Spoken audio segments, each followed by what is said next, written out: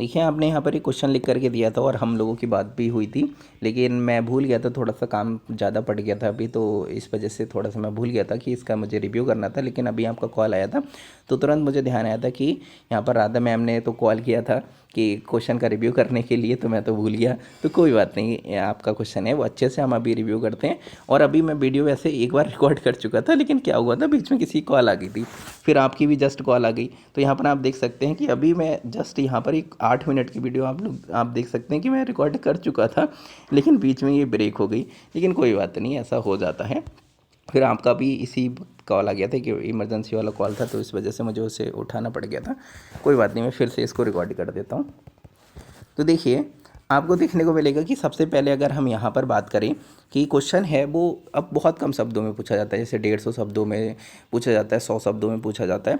तो हमें बहुत ही अच्छे से आंसर लिखना होता है कि क्वेश्चन की डिमांड क्या है, क्वेश्चन की डिमांड के अनुरूप ही हमें क्या करना होता है, आंसर करना होता है। देखिए अगर 150 शब्दों में क्वेश्चन पूछा गया, आप अगर 100 शब्दों में भी अगर इस क्वेश्चन को लिख देते हैं, लेकिन अगर आप डिमांड के अनुरूप लिखते हैं तो आपको मार्क्स क्या मिलेंगे, फुल मिलेंगे। लेकिन अगर आप क्वेश्चन की डिमांड के अनुरूप आंसर ना लिखें और 150 शब्द पूरे कर दे तो आपको मार्क्स नहीं मिलेंगे, बहुत कम मिलेंगे या फिर नहीं भी मिलेंगे आपको। तो क्वेश्चन कि जो शब्द हैं वो पूरा करना ज़रूरी नहीं है, आपको क्या करना ज़रूरी है, डिमांड। तो डिमांड पर ज़्यादा फोकस कीजिएगा और डिमांड के अनुसार ये कोशिश करिए कि हम क्वेश्चन की लिमिट तक पहुँचें। ओके, ना उसको बहुत ज़्यादा क्रॉस करें, ना ही ऐसा है कि आप 10 से 20 शब्दों में या फिर 50 शब्दों में आंसर कर दें। ओके, तो एक संतुलन बनाए रखना बहुत ज़रूरी हो जाता है। तो चलिए सबसे पहले हमारा यहाँ पर काम होगा क्वेश्चन की डिमांड को समझना। तो क्वेश्चन की डिमांड को सबसे पहले समझते हैं, क्योंकि तभी हम अच्छा सा आंसर लिख पाएंगे। तो आपको देखने को मिलेगा क्वेश्चन डिमांड कर रहा है कि दोनों सदनों में से किसी सदन से, देखिए दोनों सदनों में से किसी सदन से एक सदस्य की एक सदस्य को अयोग्य ठहराए जाने का आधार क्या है। तो देखिए हमको यहाँ पर क्या मिल गई, डिमांड मिल गई कि देखिए जो सदन है, मतलब जो संसद है, उसमें से किसी भी सदन से किसी व्यक्ति को अयोग्य ठहराया जाता है, तो उसके आधार क्या क्या हो सकते हैं, उन आधारों के बारे में हमें वर्णन करना है, उन आधारों के बारे में बताना है। ओके, तो पहली तो डिमांड समझ में आ गई कि हमें आधार बतानी है। चलिए दूसरी डिमांड है, अपने उत्तर में प्रासंगिक प्रावधानों के उदाहरण दीजिए। तो हमें चलिए कुछ उदाहरण भी दे देने हैं, चलिए हम लोग देखते हैं।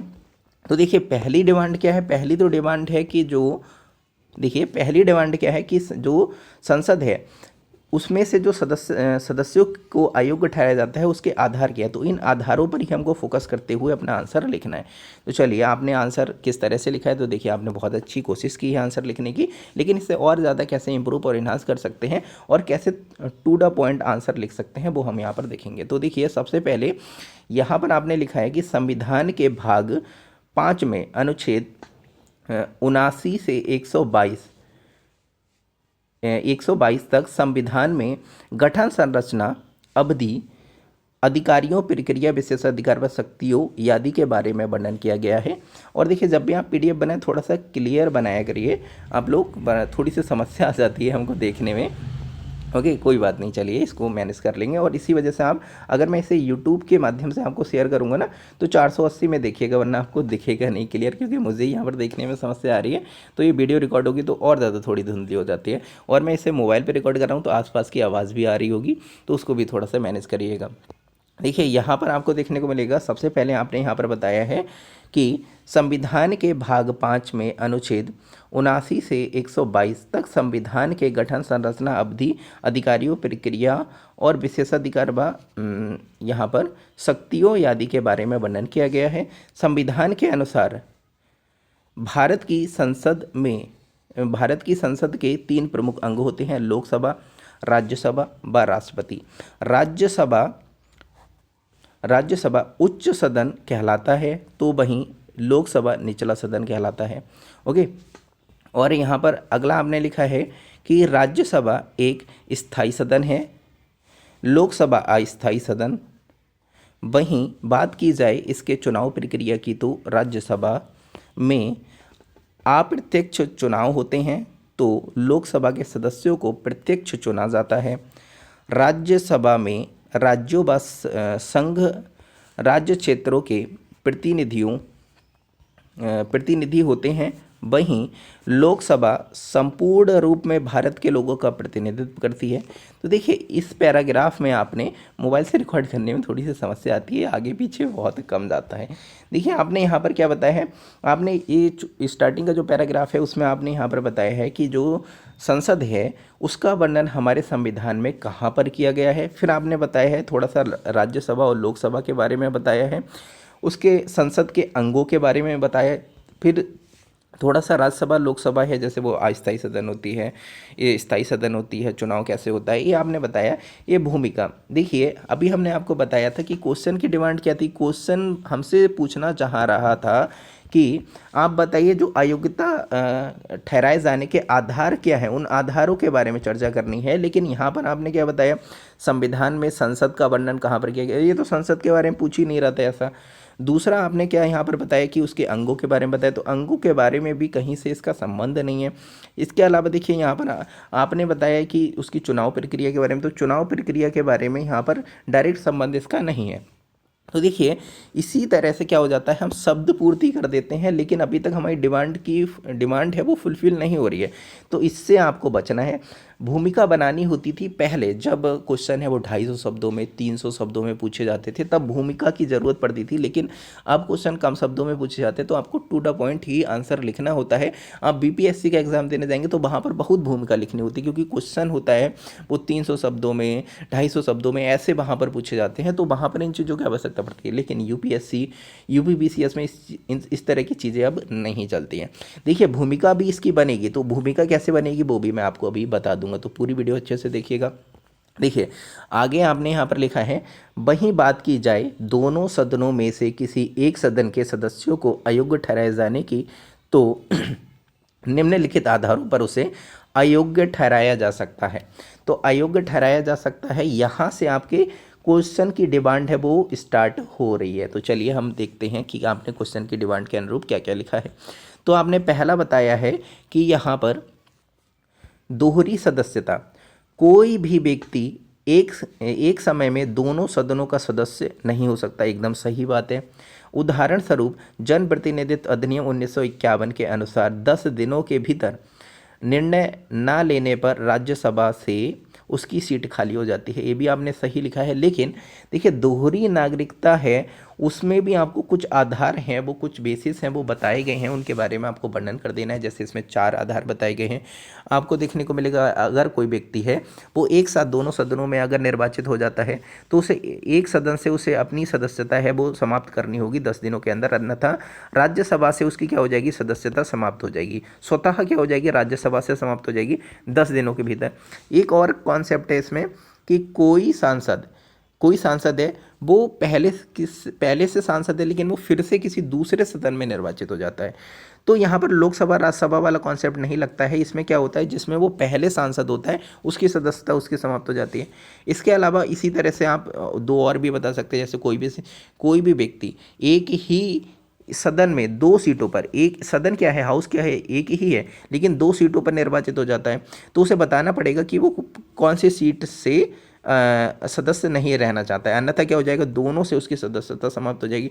ऐसे कोई व्यक्ति है वो संसद और विधानमंडल दोनों में अगर वो निर्वाचित हो जाता है तो उसे बताना पड़ेगा, अन्यथा उसकी संसद वाली जो सदस्यता है वो समाप्त हो जाएगी। लेकिन यहाँ पर 14 दिन वाला कॉन्सेप्ट लागू होता है। ठीक है, तो आपको क्या करना है, आधारों पर ज़्यादा फोकस करना है। चलिए यहाँ पर वैसे आपने ये वाला एकदम पॉइंट सही लिखा है लेकिन इसको थोड़ा सा और एक्सप्लेन कर सकते थे। आगे हम देखते हैं, आपने यहाँ पर लिखा है 10वीं अनुसूची के उपबंधों के अनुसार उसे दल बदल का दोषी पाया जाता है। तो देखिए दल बदल के आधार पर अगर कोई दोषी पाया जाता है तो उसकी सदस्यता समाप्त हो जाती है, एकदम सही बात है। आगे आपने लिखा है लेकिन यदि 1/3 सदस्य किसी दल से अलग होते हैं तो उसे दोषी नहीं बल्कि टूट यानी कि जो स्प्लिट है वो कहा जाता है। तो देखिए स्प्लिट यानी टूट कहा जाता है, इसकी आवश्यकता नहीं थी लेकिन अगर आपने यहाँ पर लिख दिया तो कोई समस्या वाली बात नहीं है। लेकिन अभी क्वेश्चन की डिमांड क्या थी, क्वेश्चन की डिमांड देखिए अब यहाँ से ही आपको समझ में आएगा चीज़ें कहाँ पर, आपको क्वेश्चन है कहाँ पर ज़्यादा फोकस करना होता है। देखिए इसमें पूछ रहा था आधार बताइए, आपने ये बता दिया दल बदल के आधार पर क्या हो जाएगा, व्यक्ति है वो अयोग्य हो जाएगा, उसकी निर्हारता है वो आपको देखने को मिलेगी। लेकिन दल बदल के आधार तो आपने बताया ही नहीं, और इसमें क्या पूछ रहा था, आधार ही बता रहा था। यानी कि आप डिमांड जो है उस पर फोकस करिए। तो देखिए आपको जैसे देखने को मिलेगा कि 10वीं अनुसूची के उपबंध के अनुसार जो दल बदल का दोषी है किस किस आधार पर, तो आधार 1 लिखना है। जैसे कोई व्यक्ति है अगर स्वेच्छा से अपने दल की सदस्यता का त्याग कर देता है तो वो दल बदल के अंतर्गत दोषी पाया जाएगा। अपने दल, दूसरा क्या था पॉइंट इसमें, दूसरा आधार क्या है, अगर कोई व्यक्ति जो आपको देखने को मिलेगा दल बदल सॉरी अपने दल के निर्देशों का पालन नहीं करता है तो वो दल बदल का दोषी पाया जाएगा। ओके, जैसे वो अपने जो पार्टी है उसके अनुसार मतदान ना करे, उसके अनुसार सदन में उपस्थित ना रहे या फिर अनुपस्थित रहे, ऐसा कुछ भी आपको देखने को मिलेगा। तीसरा क्या है दल बदल में, कि कोई निर्दलीय व्यक्ति है वो किसी दल को ज्वाइन कर लेता है। चौथा दल बदल किसके ऊपर लगेगा, अगर कोई नामित सदस्य है और वो 6 माह के बाद किसी दल को ज्वाइन कर लेता है तो भी उसके ऊपर दल बदल लग जाता है। तो ये क्या है, बेस हैं, आधार हैं। इन आधारों के बारे में ही क्या बताना था, आपको बताना था। इसके अलावा आपको देखने को मिलेगा यहाँ पर पद त्याग आपने लिखा है, तो पद त्याग यदि कोई सदस्य राज्यसभा के सभापति या लोकसभा के अध्यक्ष को अपना त्याग पत्र देता है तो इसमें ये अयोग्यता में नहीं आता है। देखिए इससे तो क्या हो रहा है, पद को अपने त्याग कर रहा है तो ये अयोग्यता में कहाँ आ रहा है। ओके, तो ये अयोग्यता में नहीं लिखा जाएगा। देखिए आपको देखने को मिलेगा अयोग्यता ठहराए जाने के, देखिए अयोग्यता ठहराए जाने के आधारों का वर्णन करना था। ये कोई अयोग्य ठहराए जाने का आधार है नहीं, वो तो स्वेच्छा से अपने पद का त्याग किया है ना। तो इस पॉइंट को आप ना लिखें, ये ज़्यादा बेटर रहेगा, क्योंकि ये यहाँ पर सुटेबल नहीं हो रहा है, ये डिमांड ही नहीं है। क्योंकि ये बता रहा था अयोग्य ठहराए जाने के कौन कौन से आधार हैं, उन आधारों को बताइए। इस आधार पर किसी व्यक्ति को अयोग्य थोड़ी ना ठहराया जाएगा, वो तो इसी आधार पर क्या कर सकता है, वो अपनी स्वेच्छा से त्याग कर सकता है। तो ये चीज़ आपको देखने को मिलेगी। और यहाँ पर आपने जैसे नीचे लिखा है कि उसे जो पीठासीन अधिकारी होता है वो उसे स्वीकार भी कर सकता है और नहीं भी कर सकता है। ओके, इसके अलावा आपको देखने को मिलेगा अन्य स्थितियाँ।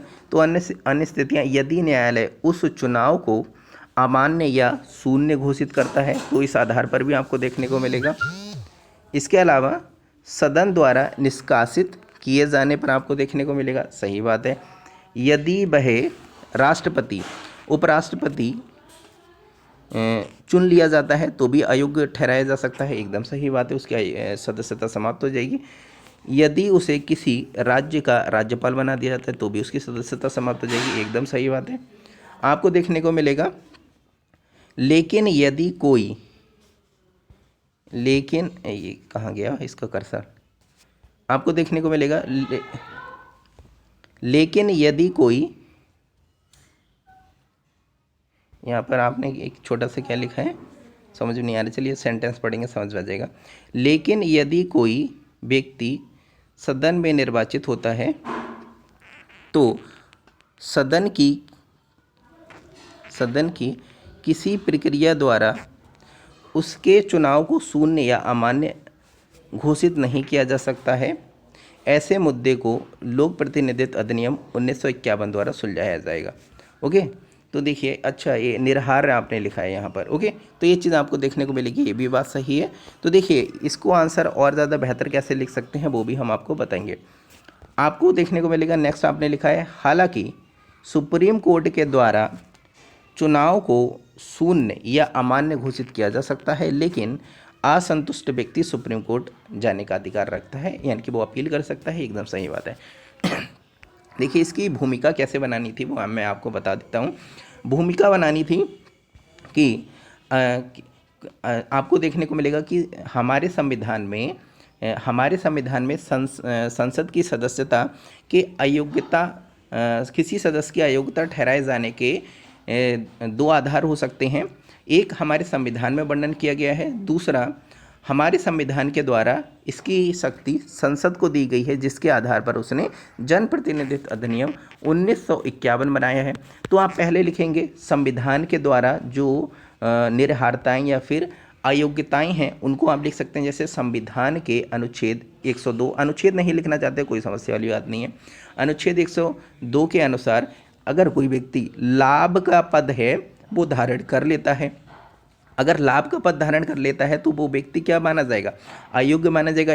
ये क्या है, एक आधार हो गया ना, तो इसके ये क्या हो गया, एक आधार, तो आधार ही पूछ रहा था ना। दूसरा आधार क्या है हमारे संविधान के अनुसार, कोई व्यक्ति पागल या दिवालिया हो जाता है तो भी वो माना जाएगा। इसके अलावा आपको देखने को मिलेगा कि तीसरा पॉइंट आप यहाँ पर लिख सकते हैं कि कोई व्यक्ति है वो दल बदल का दोषी पाया जाता है तो भी वो क्या माना जाएगा, अयोग्यता का शिकार माना जाएगा। ओके, तो आप दल बदल को भी इसी तरह से एक्सप्लेन कर सकते हैं जैसे मैं अभी आपको बताया। फिर जन प्रतिनिधित्व अधिनियम है, तो जन प्रतिनिधित्व अधिनियम में कुछ पॉइंट बताए गए हैं, जैसे कि आपको देखने को मिलेगा कोई व्यक्ति है वो भ्रष्ट आचरण या फिर चुनावी अपराध में संलग्न हो जाए, 2 साल से ज़्यादा की सज़ा हो जाए और निश्चित समय में वो अपनी चुनावी ब्यौरा है अगर वो प्रस्तुत ना करे, इसके अलावा वो गवर्नमेंट के कार्यों में दिलचस्पी ना लेता हो, इसके अलावा आपको देखने को मिलेगा कोई वो ऐसे निगम के पद पर आसीन हो जाता है जहाँ पर 25% से ज़्यादा गवर्नमेंट की हिस्सेदारी हो, अगर कोई व्यक्ति है वो कोई असाधारण अपराध में संलिप्त हो तो भी उसे अयोग्य घोषित किया जा सकता है। इसके अलावा भी कई कारण हो सकते हैं, जैसे आपको देखने को मिलेगा कि वो अभी आपने जो लिखे थे, जैसे जो प्रेसिडेंट या फिर वाइस प्रेसिडेंट और राज्यपाल के रूप में अगर कोई व्यक्ति है वो चुन लिया जाता है।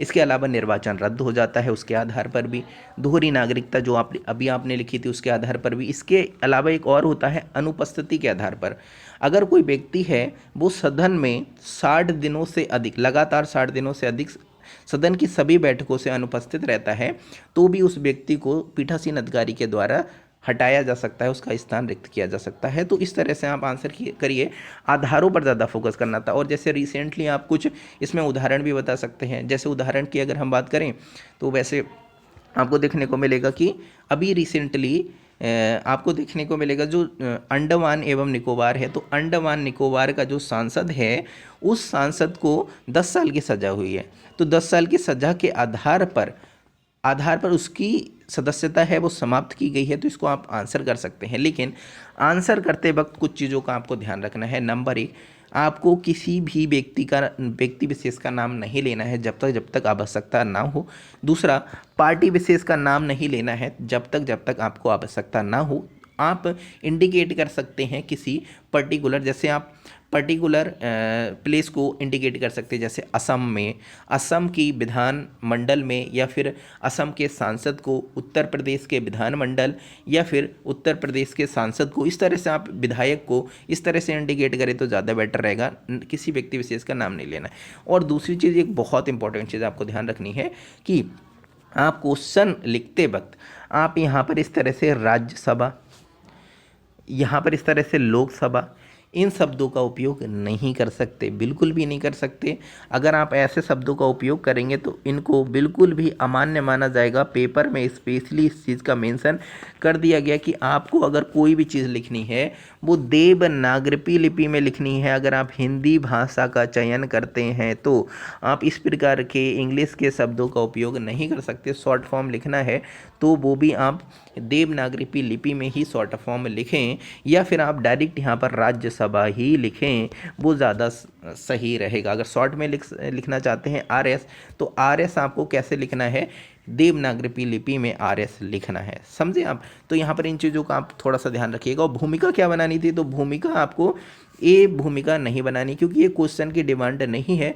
इसको लिखने से आपका ना ही क्वेश्चन सुंदर होगा और ना ही आपको आंसर के मार्क्स ज़्यादा मिलेंगे, क्योंकि ये क्वेश्चन की डिमांड नहीं थी। क्वेश्चन की डिमांड के अनुरूप आंसर करिएगा। ओके, तो ये चीज़ आपको समझ में आई होगी।